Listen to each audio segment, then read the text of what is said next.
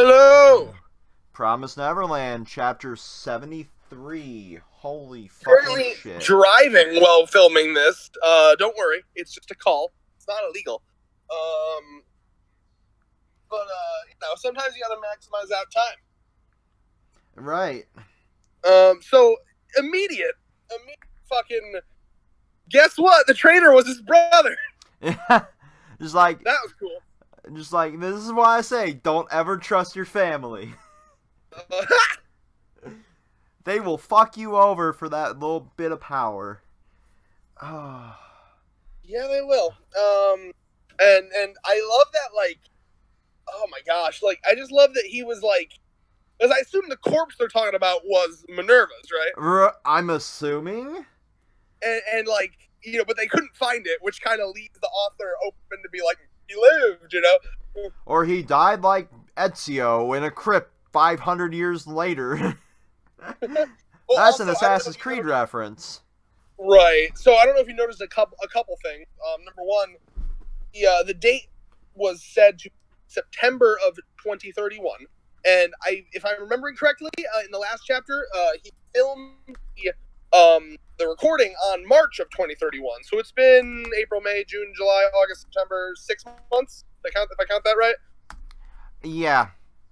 So a half a year, and because I did notice that he said, even if it's just bones by now, find me that body. So like apparently it sounds like maybe like they probably, what I'm gathering is like the day he recorded that message was probably the day where like remember how I said in the last video, like it was probably one of those situations where he was like as he's recording that, like in the background you could probably hear like people like knocking, like open up, shit like that. Yeah. One second, I'm live editing in that scene because where obviously Ezio they didn't have actually... that in the manga, but like I could see it like as he was recording that was probably like people were coming for him. You know what I'm saying? One second while I live edit this scene in. So people know the... keep it small. Yeah. So we don't get copyright for it. No, this is where Ezio actually meets Altair, and then 3 months later it's actually revealed that, yeah, fuck you, Ezio, you die here. Yeah, it's fucking... It was one of the most heartbreaking moments in the Assassin's Creed original trilogy. But anyway, moving on to this. I had that image for a separate video just sitting on my fucking hard drive. Convenient. So here's my piece together assumption as to what happened. Okay, the way I see this is that while he was recording that in March, he probably had people coming for him. Like in that week, he was probably like within that week of him recording it, he was probably fucking booted out of the fucking office. They probably tried to kill him. Yeah, almost like a moment where fucking Pegasus is trying to take over Kaiba Corp, and he has the assassins there, but they're not assassins in the 4Kids dub. They're just fucking there. So the way I see it is that like because of how they're talking and they're like not sure find his corpse or not. Exactly. My guess is that probably. Oh, by the way, I hope if my signal gets shit, just like pause and then we can resume the driving. But anyway, my assumption as to what happened is that they probably like I could see them like maybe they got like a shot or two off on them and they're like, oh, he won't get far with those wounds. And then they just never found him. You know what I mean? Yeah, like limping like a deer almost. Like they kneecapped me. Fuck. Because the way he worded it was, I don't care if he's just bones, because it's been a half a year at this point, so right. He'll be, well, depending on what the climate is where they're at, he could have started decomposing already. Well, I mean, he definitely. If it's winter, then obviously fine, but like exactly, fine, his body would be fine. But if it's like summer, he definitely would have been. Yeah, probably not down to the bone, but like pretty mummified. Yeah, he would have been. Actually, you'd assume they would have found him via odor at this point. Yeah, well, I assume he ran off into some fucking forest or... See, like, obviously, to me, pretty well setting up the fact that he's not dead. If they're not going to show... I mean, that's classic shonen rule. You don't show a body, they're not dead. Exactly. So I'll be interested to see where... Or that, or the author's just keeping their options open, which is always a good idea to do. Yeah. Any more thoughts on the whole... Oh, yeah, and then the brother walks in and talks to fucking Lord Bion, which the name sounds familiar. Please remind me, where have we heard that name before? Fuck. I honestly don't remember. Well, I believe he was at that. I believe he was at that feast where they were eating the human flesh. Yeah, see, I thought he was. My first guess was that, like, I think isn't he like the guy who? Oh yeah, he is. Okay, he's the guy who fucking runs the human hunting zoo. Exactly. Now. And that actually makes sense because, you know, the whole thing was, oh, we discovered your shelter you were trying to build for the humans, and now we fucking with this fucking entrepreneur business guy. So that means that this fucking business that's supposed to be illegal, even under the promise, has been sanctioned by the guy that's supposed to be keeping the promise. Exactly. So even under the promise, we weren't supposed to hunt humans at all. That was the point of the plantation. Exactly. So yeah. Corruption all around. Kind of like the U.S. government. Oh, of course. Let's see here. So, also just another comment of how much I always love the designs of this fucking series. So interesting. It's good shit. Peter. Now, this Peter Rattari, or I'm not a big fan of his design because he looks like just generic, beta villain bullshit. Which one? The brother. Oh, well, yeah. No, I'm not. Fuck him. I don't care. He's immediately gave me a fucking Weiss's brother from Ruby. Yeah, he's like the Whitley of the fucking clan. Yeah. Whatever do you mean, dearest sister? Yeah. Like that's, I guarantee you, fucking William Minerva, whatever his real name was, William Minerva and this fucking guy had like interactions like that. Like, why? Whatever do you mean, dear brother?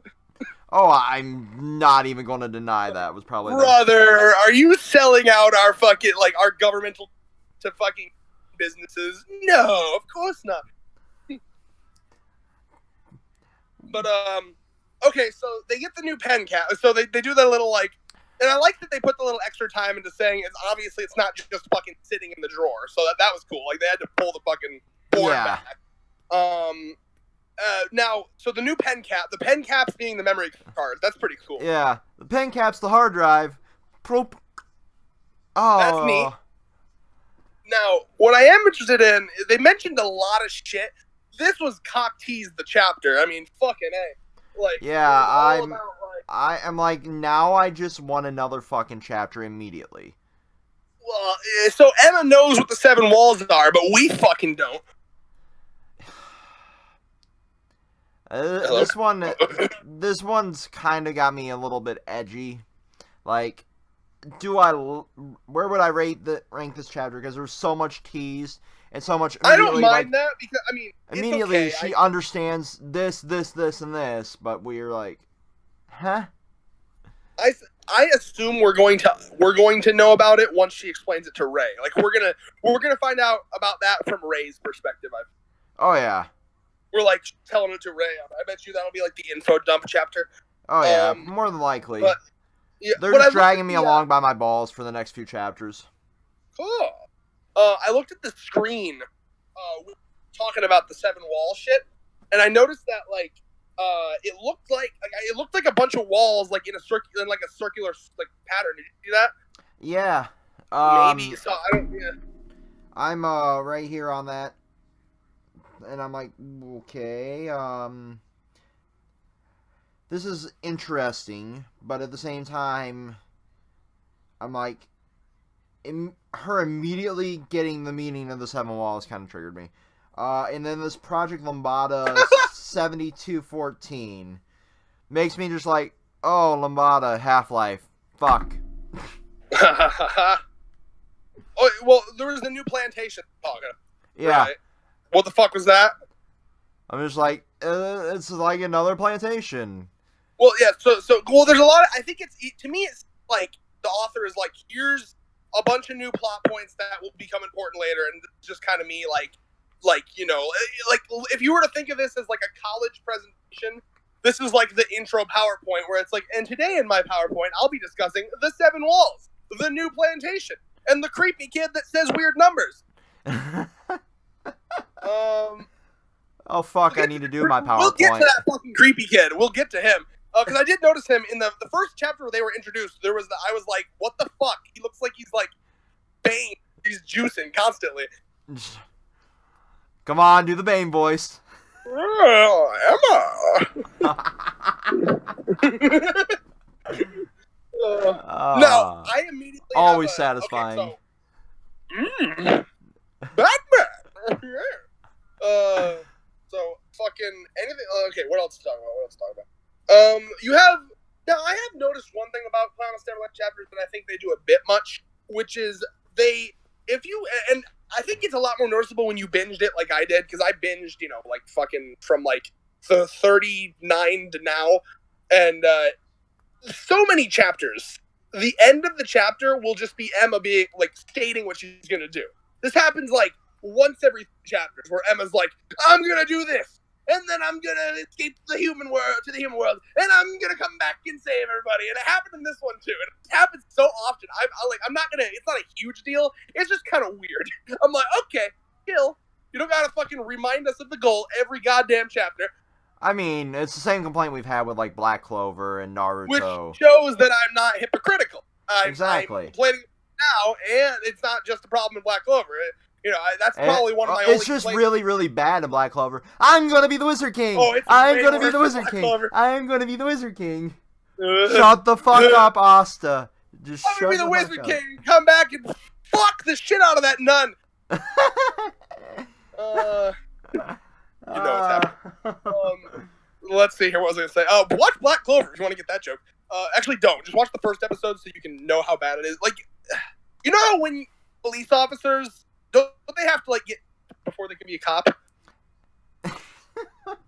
like when you're a police officer, you gotta get tased before you can be a cop. When you're an anime fan, you gotta see the worst before you can watch the best. Oh man, you're just torturing viewers at this point. Goddamn. I will admit, some of the later Black Clover's chapters that Thurman and his, posse of bullshit anime manga fans have been putting up, like, screenshots of the scans, like, okay, cool. Some of the, the fucking characters they interact with actually feel natural later down the road. Mm-hmm. Well, I know he's not a bad writer. I'm like, does it suffer from the Naruto effect a little too much because that was the new standard? Like, Naruto was one of the most successful long-running manga/anime for a while. So, right. Wasn't... This was the same guy that wrote Hungry Joker, am I right? I believe so, yeah. So, he's not a bad writer. I still, to this day, because he tried a clever series with a clever concept and a complicated plot, and then it got fucking booted. So, to me, I just think that he was like, well, I guess I'll throw in a little bit of Fairy Tail, I'll throw in a little bit of fucking the fucking, Naruto, I'll throw in a little bit of the Bleach, I'll throw in a little bit of... Now, back to Promised Neverland before we get too far off here. Let's see here. What was it talking about again? What was it just talking about? I lost it. You were doing the Bane voice about all the plot points. Yeah, okay, so, oh yeah, the whole repeating their goals every time, that's just weird. It happens a lot. Not a huge deal. It happens in pretty much every standard shonen at this point. Yeah, but I'm noticing it a lot more in this. Like even when it happened in Naruto, it'd be like one or One Piece, like one text bubble. I'm gonna be king of the pirates. This one, it's usually like 3 or 4 pages of them being like, "We're gonna do it. We're gonna do it," and then like a pose, like okay, at the end, or at the end of this chapter where it was like to the human world with their fists up high. I'm pretty sure we've had that exact same panel, just drawn from a different angle, like times in the past 5 chapters. Am I wrong? I believe you are right there. It's just like, yeah, I get recycling assets, push production time, just like, no. If they're drawing it from a different angle, it's not recycling assets. It's recycling the text and then just like, okay, here, we'll just rotate the angle for 35 degrees. Boom. Well, it's not a fucking computer program, David. Drawing something from a different angle, it takes just as much work. How much of the manga is actually redigitized, though, is the question. No. That's not how that works. You still have to draw it. Listen, man, I just think it's probably the writer's style. I think he probably just, he strikes me, whoever writes this strikes me as one of those people who, at the end of every chapter is like, and in summary. You know what I mean? Yeah, it's almost like a rookie move kind of thing. It's really... Yeah, and all he's done until now was, one shot, I think. Yeah, which was... Poppy's something. It's actually on my read list, which is the next thing I actually intend to read. Because literally it's like one chapter. I'm like, I can get to that. Oh, my signal's going down, so if I drop, just pause the recording and I'll call you back when my signal's back, okay? It's Poppy's Wish was the other one. But anyway. The manga rock source just got the fucking chapter in, so I wonder if it's actually the fan translation or the real translation. It should be the real. Either way, let's just elephant in the room here. What the fuck is up with the kid with the numbers, man? Like I went back to make sure I didn't miss something when he was saying random numbers. My first thought was, oh, was it the plantation numbers that they were mentioned earlier? But it wasn't. Yeah. No, it wasn't. It was like maybe that's his serial number. Exactly. I do have a theory, and by the way, let me know if my signal starts getting shit, because I am driving in the middle of nowhere now. Okay. Is it good? It's good right now. Okay. So, here's my theory, right? In real life, we have farms where we pump chickens full of growth hormones to get more meat. Right. That's the whole theory, essentially. Just put that on humans. So, they're roiding him up to get more meat. Oh, yeah. You know that happens with chicken. Oh, yeah. I know that happens with chickens, with fucking... I've seen pictures, man. I know it happens with, like, chickens, you know, fucking cattle, literally anything that actually you can mass produce on a farm. So, it's not uncommon. Just like I was we had thinking that it was a little bit of that and a little bit of the military aspect. Like, almost like, you know, this when you're being interrogated, you know, or tortured, your goal in military is just to repeat your fucking serial number over and over and over and over and over again. Yeah, well, my thing is, like, what was the symbol on his fucking, like, what was that? Did that look like anything to you? Like, familiar? No, it doesn't right offhand. I'd have to go back and, like, look at, like, the map with all the fucking plantation logos. Yeah. I'm assuming that's what that is. I'm going to assume, since they just mentioned it, he might be from that fucking experimental plant. That could be. That could have been the most brutal one where they just, you know, break your will, break your spirit, and then fucking pump you full of hormones and shit. And it's like, and then now you get shot in the back of the head. And there you go. There's your meat. I mean, like... If they want to go really dark, they could go that way. I'm still hoping to. I gotta be honest, man. Like, they're talking about, like, oh, man, we're gonna bring all of these kids from this, like, killing game back. And great. And I'm sitting here like, that's too many characters. That's too many characters for a show to work. We have to have a fucking mass killing. Now. I'm sorry. It has to happen. The annual purge will now commence. Yeah. All long. Oh. Like, but yeah, that seems like a move this author would do, right? Like, oh yeah, we're gonna get all these kids. We're gonna what? But like, realistic, you know how hard it would be to write that. I gotta be honest. Okay. Am I wrong? I mean, like, do you not think that this author would totally be the fucking dude to like how much you want to bet? Like, oh man, here's our huge plan. It's gonna be great. It's gonna be awesome. And then I'm just trying to figure out how they'll successfully slaughter all these characters.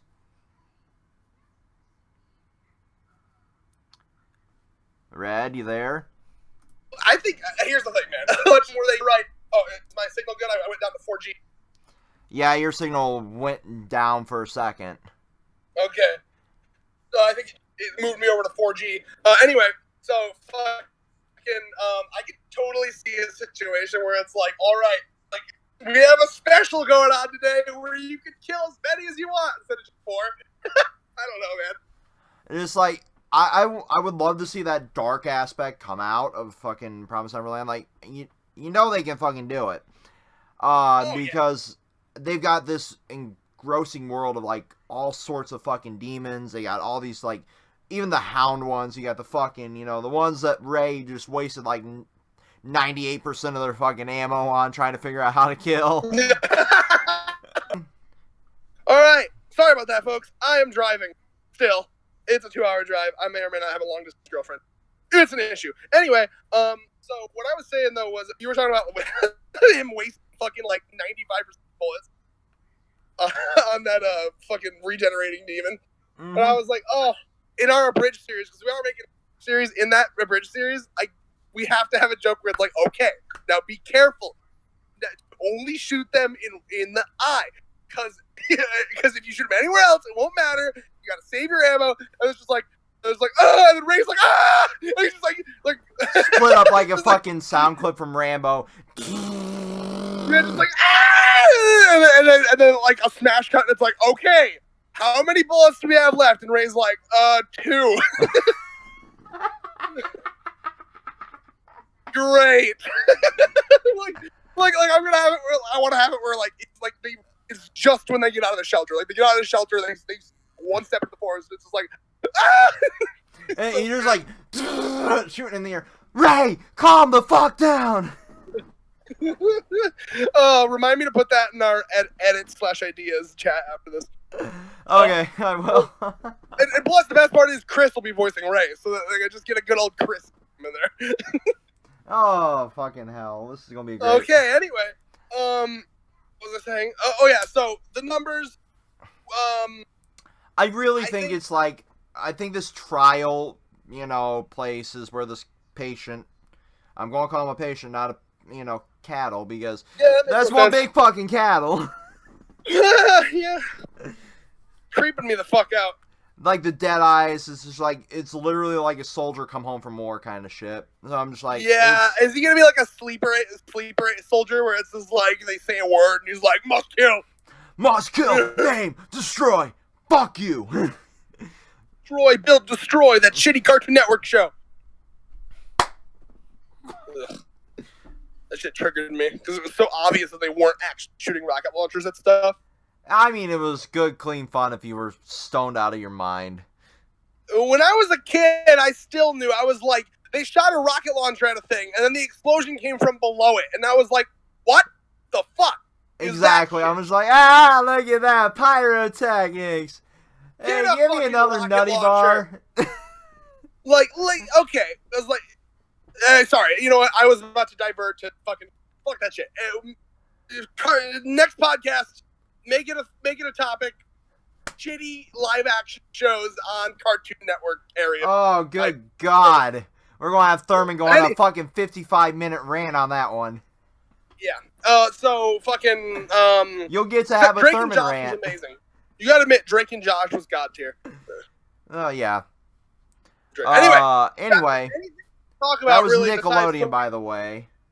I know. I said Cartoon Network like TV stations, like cartoon playing TV stations. Okay. Anyway, moving on. Now with this chapter, fucking had the audacity to challenge me, Baka. Anyway, so besides that, we have the pen. The fact that the pen has basically, according to them, everything they need, which is actually pretty interesting. I don't know how to feel about that. Part of me is like, that's fucking cool. The other part of me is, see now. Here's what I'm thinking, right? There are two possibilities there. It's either A, this series is going to be a lot shorter than we thought, or B, the finding the information is not where the length is going to come from. To explain what I mean by B, I think that considering we've seen already that it sounds like the majority of humankind, at least the higher up officials, are like, fuck you. They're like they see these kids as inhuman. They're not even human. Like they're cattle. They literally are cattle to them. They view them with as much worth as they do any other cattle. So, to me, even when they make it over to the human world, the challenge is not over. You know what I mean? Their struggles are not over when they get to the human world because they still have a society that will no doubt not accept them. They might even have to fucking like I don't know how easy it is to remove a tattoo. They might have to fucking like burn their skin because like to blend in or some shit like on the neck. You know what I'm saying? Right. Because, like, when it comes to those tattoos, man, like, I'm going to be honest with you, like, once they go into the human world, people will fucking know. Well, it depends on how much common knowledge it is. Like, I wonder if, like, the general public knows about this deal or not, or if it's just the high-ranking people. Right. That's that's going to be one of the big ones that I'm going to be curious how they intend to handle that. Mm-hmm. I think that, like, I honestly think that, like, the challenge of this, like, they know, basically, they have all the information they need. Now it's doing it, and I think that will be a challenge within of itself. You know, like, it really will. The challenge now, yeah, because they gotta fucking set whatever the fuck the 7 walls are. That's what they're gonna do next, no doubt. And then I can assume they're going to go to the human world, and then maybe once they get to the human world, I would love there to be like an arc where like the goal of that, like when they're in the human world, like it's like awareness, right? Like making the public aware of the situation.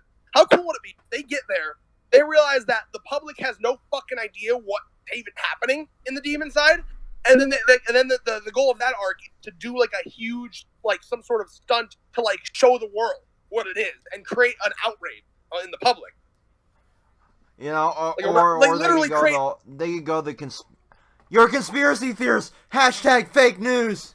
Right. Well, that's probably what the fucking douchey Whitley brother will do. Right. It's fake news, everybody. Don't even think about it. That brother's going to be the Donald Trump of the series. Yeah, in our abridged series, he will sound like Donald Trump. Yes! Yes! He's going to sound like Donald Trump in our abridged series. Confirmed! Look, brother. I'm sending that in there right now. Sorry, I had to betray you, but you. I gotta fucking think good ass fucking joke. Like I gotta get on Chris for that. Thanks. Chris is our main joke writer, so don't judge intentions on me. Chris is like a fucking comedian god. That's gonna be amazing. Just like we're going to get so much flack from the alt-right from that. Yeah, no. They're gonna be trying to dox the channel and shit. And then Minerva sounds like Obama. Oh. I'm kidding. Ugh, fucking A. Spoiler alert. We here at Planet Unity may or may not be left-leaning. If you don't like it, you can suck my cock. All right. Jesus Christ, Red. What was I going to say? Oh, I'm sorry. They wouldn't like that. They're against homosexuals. Let's see here. So, what was I saying? Oh, yeah. So any more chapter discussions here before we end off, because it's really like the information she got, the weird fucking new plantation, the creepy fucking Bane kid, the 7 walls that she knows about now, and the main thing, to me at least, is that fucking Minerva's brother is now the new head, and he's much more corrupted. So yeah. So any final thoughts? Because really, that's really about it to talk about with this one. There really wasn't much this chapter besides a bombardment of information and then that flashback scene. Yeah. That was pretty much it, and just grabbing me by my balls and dragging me along till next week. You guys just say it was less of a bombardment of information and more of like Emma knows you might soon. Yeah, that's literally what it's like. And it's like, can you just, God damn. Just release. I guess let's end it up. Go ahead. Just release my balls from the vice and just give me a little bit of information, goddammit. Yeah, well, okay, let's end off with predictions, because they still need to get out of Goldie Pond. What's your thoughts on that whole scenario? Well, they said they have 2 to 3 days, so I'm thinking maybe Emma's going to train them, like Sungju and Musica trained her. It seemed like they knew it pretty well. They seem pretty prepared. They got but I mean, I assume Lucas. Well, like I'm a little pretty bit sure of the Lucas knows more than Emma when it comes to fighting. Like, look at this guy. I'm assuming it's gonna be like the formal, like, this is how you make sure shit's dead once we get out of here kind of shit. The proper way to kill, all that. Like they taught Emma, like, here's how you can prepare shit. Because they're gonna need to survive once they get out of there. It seems like they are. Oh, yeah, that makes sense. Yeah, see, those are the options, right? Because that shelter is already fucking full, right? Exactly. And that's basically, that whole shelter was literally the author's way of dumping off the other character. so they didn't have to worry about, like, the writing, because obviously writing all those characters, all those little kids, is difficult. We're in the same situation. They save all of the kids from this fucking hunting game. They're in the exact same situation. So there are two options. Option A is that, well, three options. Option A is that they also get dumped in shelter, but I have a hard time believing that, considering they've already said that it's a bit full, et cetera, et cetera. So option B is that when they go out, they go their separate ways, and they do what you said, where it's like, I have taught you how to hunt. But to me, that also seems unlikely, because if you're setting them loose in the demon world, to me that's a death sentence. You know what I mean? Like, they don't have a shelter to go to or anything. And option C, my personal favorite, is that the plan goes absolutely horribly wrong, and 90% of them die. Yep. Well, literally, this Goldie Pond has literally turned into an annual purge, except for instead of it being annual, it's every few fucking days. Yeah. Yes. I need to see more fucking...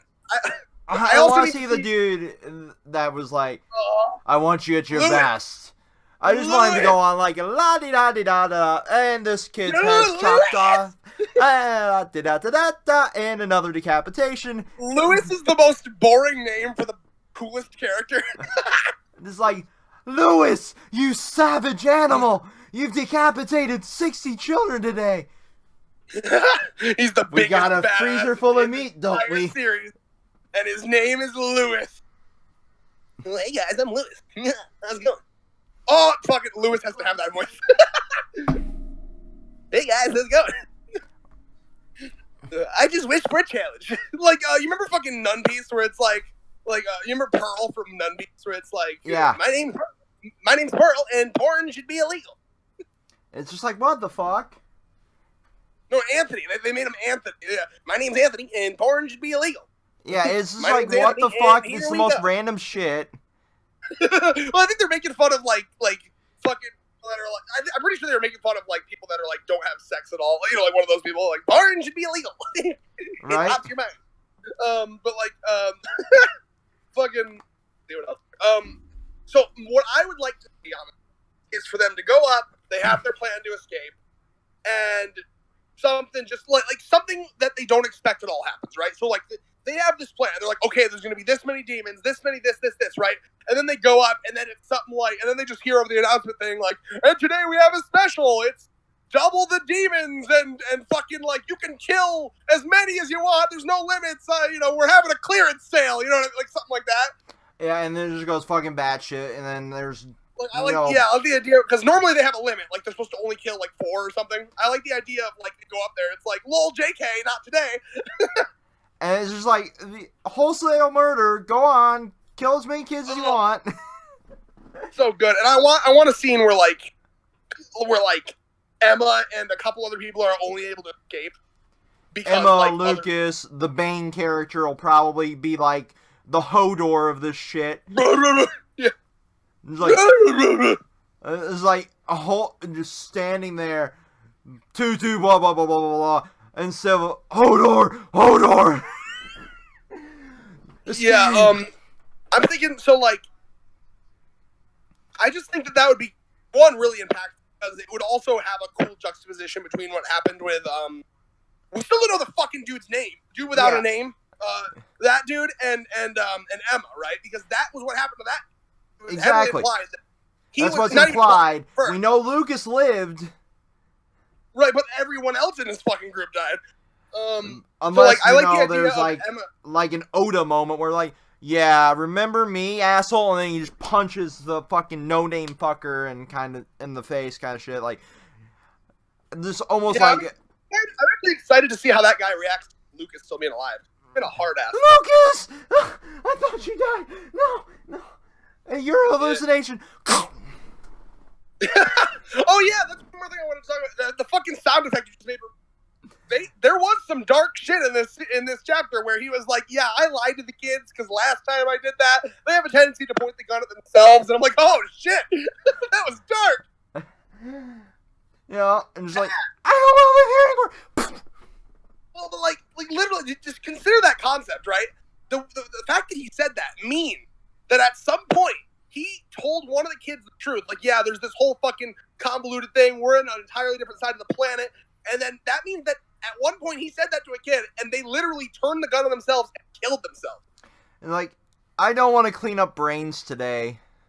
That's so fucked up. Like, I just can't. Can you imagine, like, a fucking, I assume, I don't know, fucking 15 or younger kid just being like, well, just like being like having that, like, just suicide as a whole is fucking horribly sad.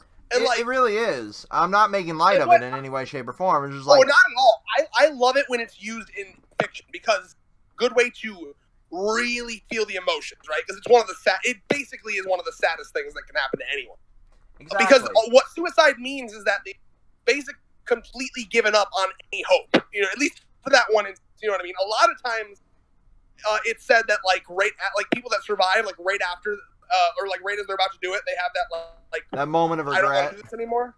Yeah, which is scary. But like, it's to me, I just whenever there's a line like that, I consider like I try to put myself in the mindset of that kid that he like some kid that he was like, yeah, we're not even close to being out. We have this to do, and it makes sense because back then it would be even more depressing because he didn't even have the key. Like, to them, they didn't even know about the seven walls. They didn't even know about anything. All they knew was the story, and there's a fucking locked door down there, and we nothing about it. We're trapped in here until the foreseeable future. No wonder they fucking...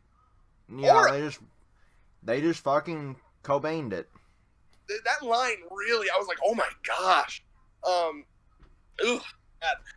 Which is why, to this day, I still think it would have been... Like, I love Ray, but, like, that him setting himself on fire, man, that should have stayed dead. That would have been one of the most to this day. That would have been like a talked about fucking day if it stayed dead. It really would have been. And I remember. Oh my gosh, I was reading Weekly when that shit happened. We were all worried. That was the hype in the world. I was like, what the fuck? Ray just blew himself up with fucking gasoline and fucking matches. God damn. But it doesn't change the fact that he was willing to do that. So props for his character. Like, good goddamn. And I also love too that like. Have you noticed it's become a running joke for children to be like, now, Ray, don't kill yourself? Right? It's like this happens multiple times. Those two little kids, like two friends that are always together, they like look at Ray. Like the first time it was like when he tried to sacrifice himself in the forest, they were like, Ray, not again. And he was like, what? And then like right before they left the shelter, there was also a moment where I think it was. Gilda was like saying to Emma, like, take care of yourself, don't do anything reckless. And then the little kids, like, they just kind of like silently like looked at Ray, and Ray's like, what? I'm not gonna kill myself. Go ahead. Yeah, I'm not gonna kill myself, damn it. I have you little rascals to deal with. So yeah, my final thoughts on this are. I would like to see them escape, but something should go wrong on the way out there, and we got to have some more shit with Lewis, because Lewis has already been... Because Lewis wants to piss off Emma, that's the point, right? He wants Emma to go psycho. So I can see Lewis being like, time to kill everyone around you. I just want to see Lewis's, like, fucking, little bit of victory where Emma goes full psycho just so I can have the red comparison between Gon and fucking Emma psychotic breakdown. That would be a video like, these two would be friends, and here's why. But fucking like, I like just thinking about the idea of like, do you remember the fucking couple chapters ago where Emma just went full on axe throwing mode? I'm just like, I've never seen an axe before, but fuck it. I'm throwing it. She fucking Hitman that shit. Oh, yeah, she did. Full on fucking woo. That's part about Hitman, is that everything he does, 110%. He's like, I've never touched this weapon before, but fuck it. Well, because the hypest part about that when, he was like, oh, her eyes are someone they're willing to kill. I want that shit. That shit needs to come full circle. That shit needs to pay. We need to have a payoff for that line. And I want to see Emma basically snap, and it's going to happen. Let's be honest here. Emma is going to snap and brutally murder a demon at some point in this series. Let's be honest. Yes. I want it to be Lewis. Fucking incredible. Well, Lewis would probably be like, yes, this is happening. Yes! Kill me! Tear me asunder! This is what I needed. And then that's how we know Lewis was a masochist. Oh god. Oh gosh. Like, yeah, no. I mean, I need that. I need to like Emma. Ever since the beginning of this, seen her psycho moments. We have seen them time and time again. It's gonna fucking come to a head at some point, and it's gonna be beautiful. And I hope it's soon, because my honest prediction is that something's gonna go terribly wrong in this breakout. And because let's be honest here, nothing went wrong at all in the breakout of Gracefield. You know what I mean? It was a really easy breakout, which is fine because the author basically said it makes sense because these kids are really damn smart. So it made sense plot-wise for that to be an easy breakout. This one, however, I think it would be, number one, it's implied that the other kids are pretty normal. They're like not like the genius ones from Grace, right? Like the other kids seem to be pretty normal because they're still believing the lie that they're like, they don't even know about the demons. They legitimately just think that they were stolen from their like mama, you know? Right. So like these kids are like normal intelligence. So the other one, they had a group of genius level kids escape. In this one, it's pretty much normal kids. And remember, the whole reason, like the whole deal with the fucking Gracefield shit was Emma being like, no, I'm going to save everyone. And everyone was like, no, you can't. And the only reason she was able to, at least 4 and up, was that they're smart as fuck. That was like the only caveat. Like, yeah, you were able to do it because these kids are fucking genius. These kids seem to be pretty normal kids. That is going to be significantly harder to do, in my opinion. Yeah.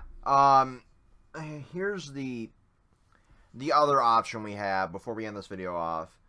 Mm-hmm. We can have the Bane kid. We can have the Bane kid just, you know, if he's like Sleeper Cell type, you know, character, because I still am leaning more towards the militarization kind of bullshit for this one he's at. If he's just Sleeper Cell, Lucas probably will just use the code word to wake him up and let him go full-on rampage mode while the rest of them escape. Because, well, I mean, I'm playing devil's advocate here. Like, if they want to go that way, why would Lucas... I thought it was implied that none of them fucking knew his... I thought he just kind of showed up here. He just showed up there, yeah. I get that. But, I mean, like, if by, you know, the power shown in plot... This series is better than that. Well, we've seen cop-outs of sorts before with the ears. The fire thing, yes, it was... but, I mean, like, as far as cop-outs go, that wasn't a horrible cop-out because they still had the ship... Like, they still brought meat hair to, like, make it smell like a body. They still cut off their ears. It was like, okay, it wasn't, like, a horrible cop-out because they could have just did, like, a... Lol, JK, but, like, I mean, at least they kind of, like, made it, like, a... semi-acceptable cop-out. Yeah, but I mean, we have seen cop-outs before, so I'm hoping we don't get that here, and BS here will be just BS, but let him be the sacrificial lamb while he takes out, you know, the demons while the rest escape. I wonder, if I could ask this author anything, I'd be like, how much can you get away with? Like, what is your limit? Like, because obviously, I feel like shonen, there's probably certain things he can't do. Now, it'd be different if he was Yoshihiro Togashi, because that man can shit on their desk. It doesn't matter. Like, we've seen that. Oh, by the way, just to, I messed it up earlier. Did you hear what it was? Do you remember in that Hunter x Hunter chapter, the 3 mafia families were called Shu, Wei, and Sha? Yeah. So the mafia altogether spells Shueisha.